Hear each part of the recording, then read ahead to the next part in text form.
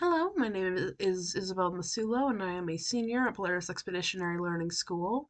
I also go to Futures Lab, which is a small trade school within the Poudre School District, where it teaches high schoolers certain trades. I am in the aviation pathway, which aviation, and through that, I have gotten my Part 107 commercial drone license under the Federal Aviation Administration. And we're currently working on a project in which we go out into the community and do some sort of project for someone utilizing a drone. And I specialize in photography and videography.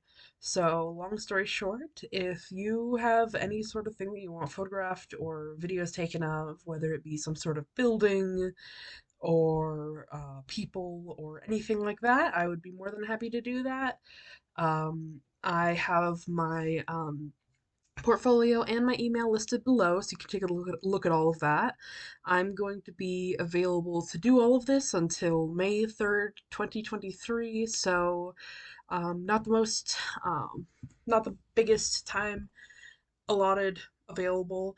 But yeah, if you're interested in that, let me know and we can figure that out. Thank you. Let me, yeah, let me know.